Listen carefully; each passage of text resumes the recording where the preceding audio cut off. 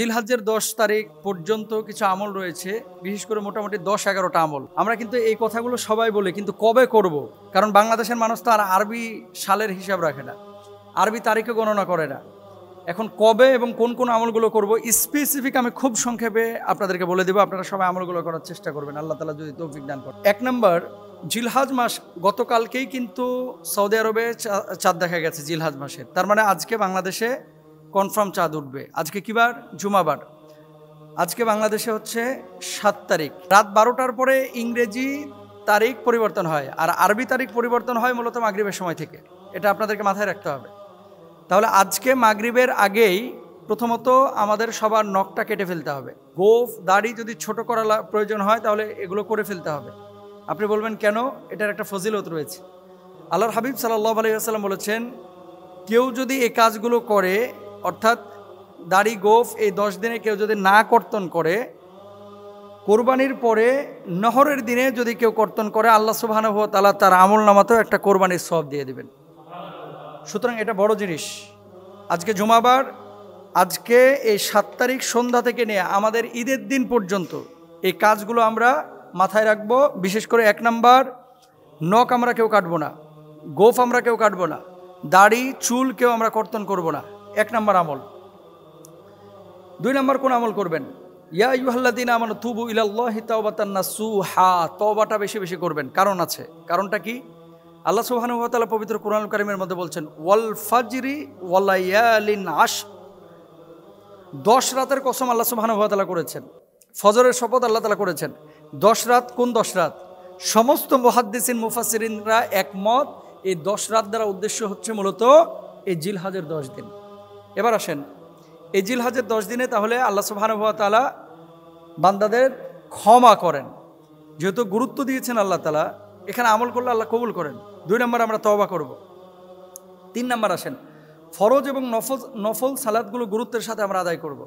হাট বসবে আর 3 দিন পর থেকে ম্যাক্সিমাম ঢাকা সিটির বিভিন্ন জোনে, আর বাংলাদেশের বিভিন্ন এরিয়ায় কিন্তু শুরু হয়ে গেছে। আপনি খেয়াল করে দেখেন তো যে হাটের মধ্যে যে সমস্ত লোকগুলো থাকে, কয়টা মানুষ নামাজ পড়ে? আপনি খেয়াল করে দেখেন, 90% মানুষই নামাজ পড়ে না। তো আপনি কোরবানি দেওয়া আপনার জন্য ওয়াজিব, কোরবানির পশু হচ্ছে আপনার জন্য মানে জবাহ করা ওয়াজিব, কিন্তু নামাজ পড়াটা তো আপনার জন্য ফরজ। তো এখন আপনি ওয়াজিব নিয়ে মানে গরু টানতে টানতে আপনি ফরজ নামাজ 3 ওয়াক্ত ছেড়ে দিচ্ছেন। তার মানে কি দাঁড়াইলো? লুঙ্গি খুলে মাথায় পাগড়ি পরা, মানে ওয়াজিব নিয়ে টানাটানি করতে গিয়ে আপনি ফরজ শেষ করে ফেলছেন। যারা গরু কিনতে যাবেন, মাঠে যাবেন, ঘাটে যাবেন, অবশ্যই এই বিষয়টা খেয়াল করবেন যে গরু কিনতে গিয়ে, হাটে অবস্থান করতে গিয়ে যেন আমার নামাজ কাজা না হয়ে যায়। আর এখানে আরেকটা বিষয় আছে, কিছু মানুষ কিনতে যায় না। ছাগল কিনবে একটা 20,000 টাকা বাজেট, কিন্তু হাটে যাচ্ছে আজকে 7 দিন। এরকম লোকও কিন্তু আছে, কিনে না, খালি ঘুরে। আর কতক্ষণ পর পর, ভাই দাম কত? দাম জিগাইছে মনে হয় 101 জনকে। ওর গরু কেনার নিয়তি নাই, কিন্তু দাম জিগায়, নামাজ নাই, গা চুলকাইতেছে, মাথা চুলকাইতেছে, ঘুরতেছে, চলতেছে। অথচ আল্লাহ তাআলা এই 10টা দিনকে কি করেছেন? সম্মানিত করেছেন, ইবাদতের জন্য বলেছেন। আমরা কি করছি? ভুল। এই জিনিসগুলো আপনাকে মাথায় রাখতে হবে। অথচ সাহাবী রিদওয়ানুল্লাহি আনহুম আজমাইন, রাসূল আকরাম সাল্লাল্লাহু আলাইহি ওয়াসাল্লাম 10 দিন রোজা রেখেছেন। আমরা তো রাখি না। বিশেষ করে এই যে ঈদের দিন তো রোজা রাখা হারাম, কিন্তু এই যে জিলহজ্জের যে সময়গুলো, এই সময়গুলো শুরু থেকে নিয়ে ঈদ পর্যন্ত প্রত্যেকটা দিন আল্লাহ রাসূল সাল্লাল্লাহু আলাইহি ওয়াসাল্লাম রোজা রেখেছেন। সুতরাং আমরা রোজা রাখার চেষ্টা করবো ইনশাআল্লাহ তাআলা। এরপর আসেন, রোজাটা আপনি কেন রাখবেন? সিয়ামু আশুরা ওয়াল আশারু ওয়া সালাসাতু আইয়ামিন মিন কুল্লি শাহরিন ওয়া রাকাতাইনি ক্বাবলাল গদা।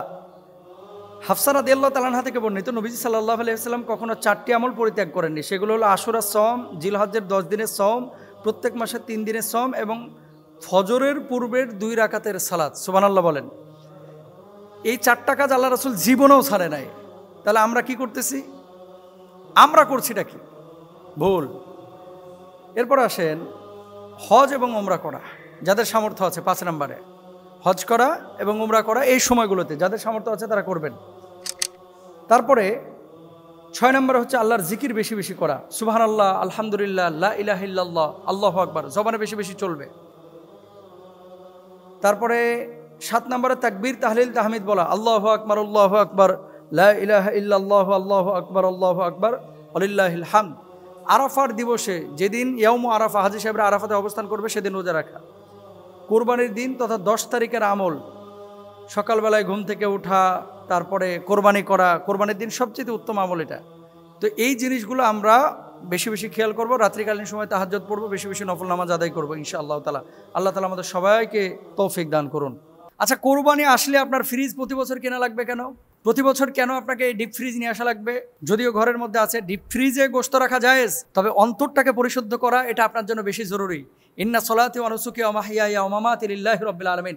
আমার নামাজ, আমার কোরবানি, আমার হায়াত, আমার জীবন, সব কিছু, আমার মওত আল্লাহর জন্য। এখন আপনি কোরবানি দিচ্ছেন, কিছু কিছু মানুষ ঢাকা সিটির ভিতরে দেখা যায় গরু কোরবানি দিয়ে হয়তো বা 5-10 কেজি গোস্তও বিতরণ করে না, পুরোটা নিয়ে যে ফ্রিজে ঢুকিয়ে দেয়। যদিও জায়েজ, আবারও বলে যদিও জায়েজ, এ সমস্ত মানুষের কোরবানির ক্ষেত্রে গোস্ত খাওয়াটা অনেক সময় উদ্দেশ্য হয়ে থাকে। কোরবানির সময় যদি আপনার উদ্দেশ্য হয়ে থাকে গোস্ত খাওয়া, তাহলে আপনার কোরবানিটা হবে না ভাই। আপনি গোস্ত বাজার থেকে কিনে নিয়ে এসে খান না, ওই গরুর চাইতে ভালো গোস্ত আপনি কিনে খাইতে পারবেন, কিন্তু কোরবানি দেবেন একমাত্র আল্লাহর জন্য। যেহেতু আল্লাহ তাআলা বলেছেন ফাকুলু মিনহা ওয়াতেমুল কনিয়া ওয়াল মুতার ওয়াতেমুল বাইস আল ফাকির, নিজে গরুর গোস্ত খাবেন, নিজে খাসির গোস্ত খাবেন, কোরবানির গোস্ত নিজে ব্যবহার করবেন, আত্মীয় স্বজনকে দিবেন, গরিব মিসকিনকে দিবেন। ইনশাআল্লাহ তাআলা আমরা প্রত্যেকেই চেষ্টা করব। কোরবানির কোনো পশুকে আপনারা প্লিজ কষ্ট দেবেন না। এই যে দূর দূরান্ত থেকে এসে, বিশেষ করে কোরবানি ঈদে যখন পশুগুলো নিয়ে আসা হয় ট্রাকে করে, ঠিকমতো খেতে দেওয়া হয় না। ঢাকায় নিয়ে আসার পরে কাদা স্যাঁতস্যাঁতে জায়গার উপরে রাখা হয়। কোরবানির পশুটা তো আল্লাহর পক্ষ থেকে নির্বাচিত একটা পশু ভাই। তো যেই পশুটাকে আল্লাহ পছন্দ করেছে, সেই পশুটাকে আপনি এরকম নালা নর্দমায় ফেলে রাখছেন কেন? সেই পশুটাকে আপনি কেন খাবার দাবার ঠিকমতো দেন না? সেই পশুটাকে কেন এতটা কষ্ট আপনি দিচ্ছেন? যখন গাড়ি থেকে নামাচ্ছেন, লাভ দিয়ে নামাচ্ছেন, যখন গাড়িটা থেকে নামাচ্ছেন তাড়াহুড়া করতেছেন, পা ভেঙে যায়, অথবা গরুটা স্ট্রোক করে মারা যায়, গরুটাকে আবার জবাই করতে হয় এই সময়, এরকম কেন করেন? এগুলো করবেন না। পশু, এদেরও কিন্তু একটা রূহ আছে। এই রূহটা কিন্তু আল্লাহ তাআলা কনভার্ট করে গরুর রূহের সাথে সম্পৃক্ত করে দিতে পারতেন, তখন কিন্তু আমি মানুষ হতাম না। আপনার রূহটাকে আল্লাহ তাআলা যদি কুকুরের রূহের মধ্যে দিয়ে দিতেন, তাহলে কিন্তু আপনি কুকুর হয়ে যেতেন, একটা পশু হয়ে যেতেন। তো আপনাকে তো আশরাফুল মাখলুকাত আল্লাহ বানিয়েছে, আমাকে তো আশরাফুল মাখলুকাত আল্লাহ তাআলা বানিয়েছে। সুতরাং এই জীবনটার মূল্যায়ন করেন, কখনো এই ধরনের পশুকে কষ্ট দেবেন না। কোরবানি জায়েজ, কিন্তু পশুকে আমরা কেউ কষ্ট দেব না।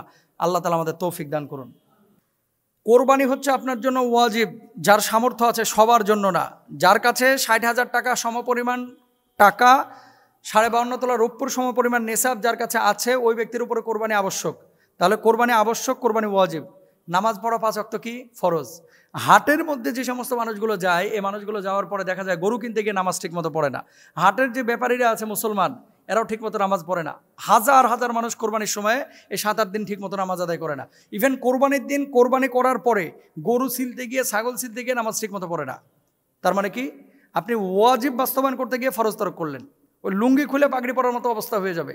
এই জন্য আপনাদেরকে প্লিজ বলি, হাট, ঘাট, মাঠ, পথ, যেখানেই আপনি থাকবেন, নামাজটা ভাই ঠিক করে রাখতে হবে। আপনি হাটে যাচ্ছেন, যান, সমস্যা নাই, কিন্তু নামাজ আপনাকে আদায় করতে হবে। আপনি কোরবানির পশু জবাই করছেন, সমস্যা নাই, কিন্তু কোরবানির দিন আপনাকে নামাজ আদায় করতে হবে। কোরবানি আল্লাহ সুবহানাহু ওয়া তাআলার নৈকট্য লাভের জন্য আল্লাহ তাআলা আপনাকে দিয়েছেন এই বিধানটা, কিন্তু আপনি যদি সেভাবে কোরবানি না করেন, আল্লাহ তো আপনার কোরবানি কবুল করবেন।